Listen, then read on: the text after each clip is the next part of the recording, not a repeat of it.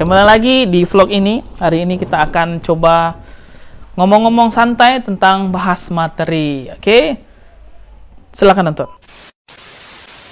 Oke, hari ini kita akan coba untuk bahas materi, yaitu materi tentang komunikasi. Teman-teman semua, apalagi mahasiswa nih, perlu sekali yang namanya komunikasi. Jadi di channel ini akan bahas tentang semua komunikasi, problematika mahasiswa, apa yang harus ada sama mahasiswa, gimana cari nilai, gimana cara soft skill, gimana cari pekerjaan, dan semuanya. Cara menghadapi bimbingan juga kita akan bahas. Jadi silahkan subscribe ini channel karena biar kita selalu terkoneksi. Oke, hari ini kita akan bahas. Saya buka dulu contekan. Kita bahas sekarang ilmu komunikasi ya. Nah, jadi komunikasi ini kita kan sama-sama tahu nih kalau komunikasi ini adalah sesuatu yang sangat penting sekali untuk kita mahasiswa. Bayangin nih, pintar kalau nggak bisa ngomong ya nggak jadi pintar dong. Apa yang harus kita omongin sama orang kita nggak tahu. Orang juga nggak paham terhadap apa maunya kita, sehingga kita nggak jadi dinilai pintar sama orang. Ya. Nah, kali ini definisinya dulu. Jadi komunikasi itu sebenarnya seni. Seni untuk membuat diri kita tuh dimengerti sama orang lain. Ya. Jadi bukan seni bela diri aja. Jadi komunikasi itu adalah seni.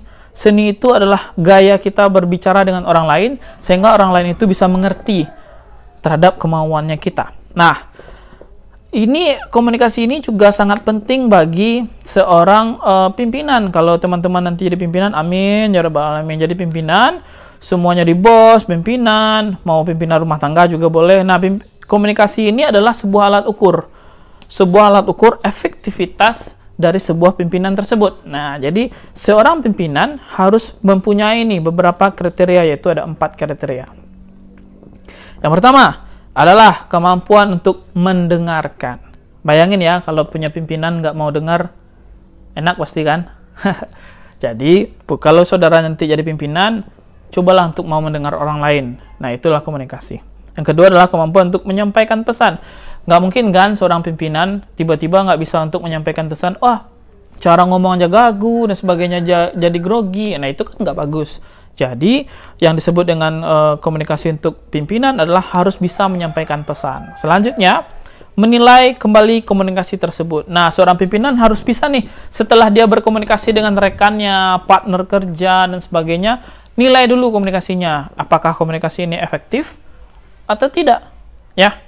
Jadi ada 4, dan terakhir adalah mengantisipasi hasil penilaian dari komunikasi.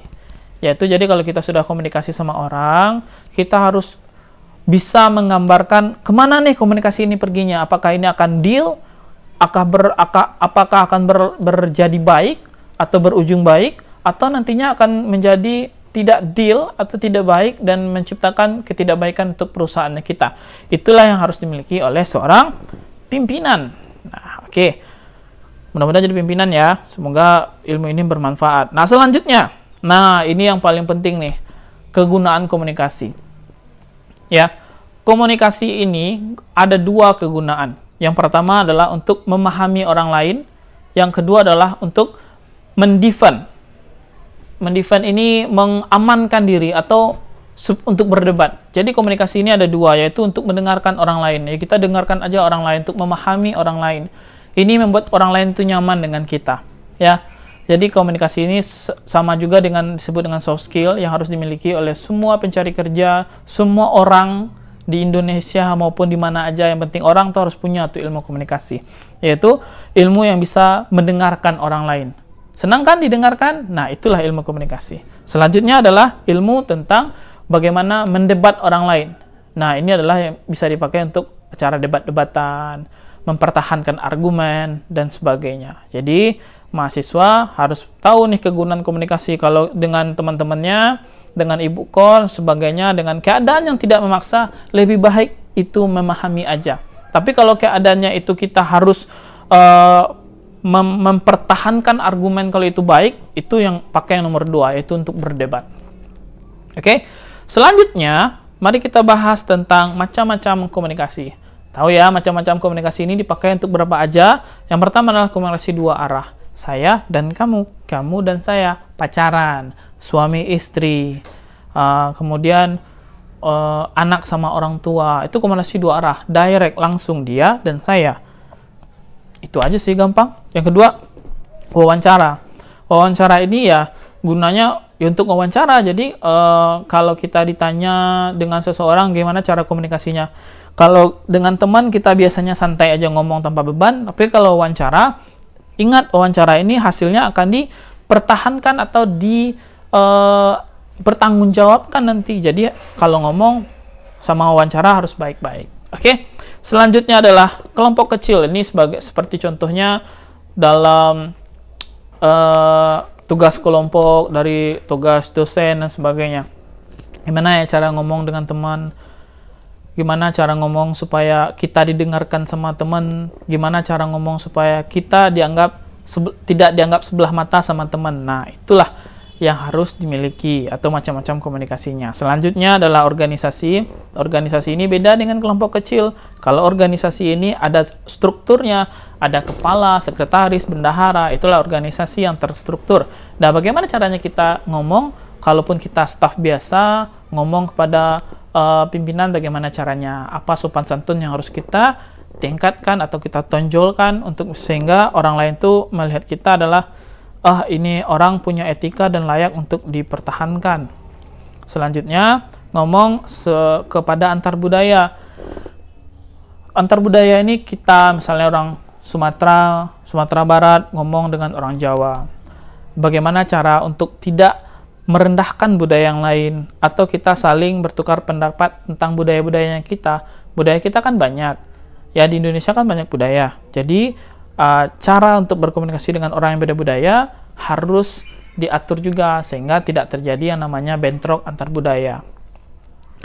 Yang selanjutnya ke publik. Publik ini kepada contoh gini nih, kita ada forum gede sekali. Nah, kita di sini adalah salah satu komunikator dan banyak lagi komunikator di antara kita. Nah, itu disebut dengan publik, ya. Jadi kita harus diatur bagaimana cara ngomong di tempat seminar, contohnya mengangkat tangan di seminar bagaimana. Itu beda ya dengan caranya dengan angkat tangan di organisasi. Nah, yang terakhir adalah di media massa. Media massa ini ingat, kita sudah tidak ada pun media massanya, apalagi rekam digital saat ini ada ITE-nya, itu sangat bahaya sekali kalau seandainya bisa dipotong dengan orang lain. Nah, itulah macam-macam komunikasi yang harus kita beda-bedakan satu persatunya. Selanjutnya nih, teman-teman sekalian pasti punya hambatan dalam berkomunikasi. Jadi komunikasi itu nggak selalu lancar, jaya, santai, enggak. Komunikasi itu banyak masalahnya, yaitu hambatan yang kita tahu itu hambatan bunyinya. Salah satu hambatannya pertama adalah hambatan fisik. Contoh kalau kita berkomunikasi dengan orang yang sempurna, sedangkan kita mungkin wajahnya, maaf ya saya bilang, misalnya kita ngomong dengan orang yang sering ke perawatan wajah deh gitu. Nah, teman-teman kita perawatan wajah semua. Tiba-tiba kita nggak perawatan wajah. Di kelompok itu orang perawatan wajah, kita nggak perawatan wajah. Nah, otomatis wajah kita nggak bagus dong. Nah, itu adalah hambatan membuat kita minder untuk ngomong kepada yang wajahnya mulus-mulus tersebut. Nah, padahal itu nggak ada masalah. Tapi itu adalah hambatan sebenarnya. Ya atau tidak? Pasti pernah merasakan ya ketidakpedean kita ngomong di depan orang yang wajahnya atau merasa lebih daripada kita. Selanjutnya adalah hambatan psikologi. Psikologi ini termasuk dalamnya adalah kedudukan dari jabatannya dia. Contoh, kalau kita mahasiswa malu pak ngomong, segan, nggak enak ngomong dengan dekan, dengan ketua jurusan. Ngomong kalau orang biasa nggak enak ngomong dengan owner kantor atau owner sebuah perusahaan. Itu adalah hambatan. Ya, yang terakhir adalah hambatan bahasa. Ini kita banget nih. Kadang kita nggak bisa bahasa Indonesia baik. Kita nggak seperti orang Jakarta ngomongnya lo gue gitu. Tapi sejujurnya itu nggak masalah asalkan yang kita bahas itu berbobot. Asalkan kita punya tema yang berbobot, isi yang berbobot, itu bahasa nggak jadi hambatan. Banyak kok di luar sana orang yang mendok, tapi punya pemikiran yang sangat bagus, alhasil dia menjadi seorang yang dinanti kehadirannya. Selanjutnya, bagaimana caranya mengatasi hambatan tersebut? Nah, yang pertama adalah gunakan umpan balik. Ini simpel nih, ada 3 yang perlu kita ingat, yaitu pertama adalah gunakan umpan balik. Ya. Kalau kita bertanya dengan orang, kalau kita ngomong dengan orang, lebih baik umpan balik aja. Yaitu tanya lagi ke dia, "Bapak gimana, sehat?" "Wah, Bapak, saya kenal Bapak loh. Bapak orangnya ini, Bapak orangnya begitu. Bapak, menurut Bapak dengan tema ini bagaimana? Keadaan Indonesia bagaimana?" Cari dulu, tapi saudara harus tahu dulu nih orangnya siapa ya. Jangan sampai sembarang-sembarang nanya aja kepada seorang direktur, nanti direktur misalnya pemilik toko bangunan deh. Saudara malah nanya tentang perekonomian atau tentang jualan pertanian dan sebagainya, itu kan nggak cocok ya, nggak match. Jadi gunakan umpan balik. Yang kedua, ini yang seperti yang saya bilang tadi, yaitu tahu dulu siapa yang akan diajak bicara. Jangan pernah nanya sesuatu yang berat kepada anak SD, nggak boleh. Akalan gila sendiri kita jadinya. Jangan pernah nanya juga sesuatu yang sepele kepada orang yang jelimet atau yang rumit. Jangan juga. Ya, bakalan nggak ketemu dan kita malah dianggap sepele sama orang tersebut. Oke? Perhatikan siapa yang harus kita ajak bicara. Nomor 3, dalam keadaan formal ada bagusnya untuk menulis. Nah, ini tips sebenarnya ya. Bagusnya ditulis dulu dalam keadaan formal. Contoh dalam keadaan presentasi di kelas dan sebagainya, tulis dulu nih mau apa yang ditanyakan. Jadi sehingga pas kita ngomong bahasa kita sudah aman, ngeblanknya hilang, percaya dirinya tampil, itu tinggal baca doang. Ya, itu triknya. Wah, ada ayam. Selanjutnya, kunci sukses berkomunikasi. Ini adalah kunci yang terakhir nih, yang saudara harus ingat sekali nih, pesan dari saya. Yang pertama adalah sering latihan. Ya, ambil handphone, taruh di atas mau lemari, mau apa, meja, yang penting bisa rekam saudara, ngomong aja. Terus nilai sendiri diri sendiri. Oke nggak? Kalau nggak oke, ulang lagi. Apa yang salah? Ulang aja terus. Kemudian ini sudah pernah saya bahas di video saya sebelumnya, silahkan cek-cek aja di mana-mana. Yang penting cek aja di channel saya. Nah, selanjutnya kalaupun kalaupun sudah merasa oke di dalam video, cari kesempatan untuk bisa ngomong di dalam kelas. Kalau ada guru, dosen dan siapapun yang ajukan pertanyaan, angkat tangan.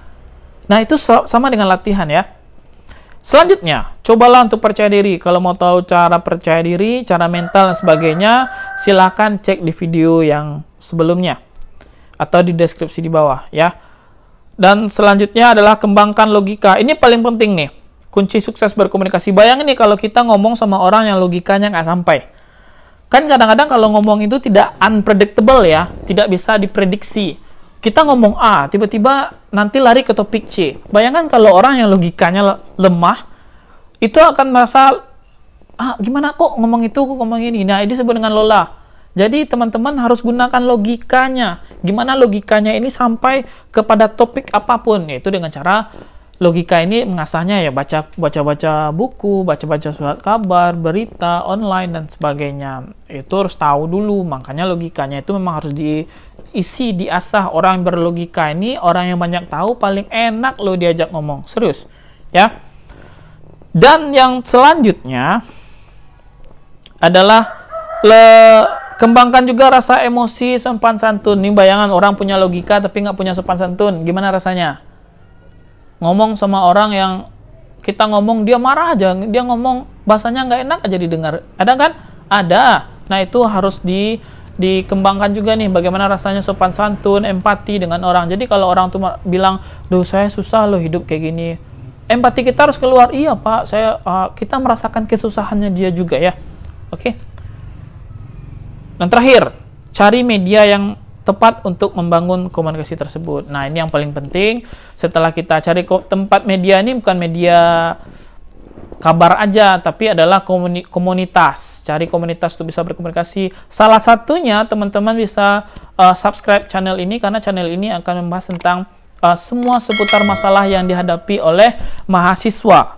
Mulai dari cara cari kerja, cari jurusan, dapat nilai, soft skill, aman dari dosen pembimbing, cara untuk kompre, menghadapi kompre, dan apa aja persiapan untuk cari judul.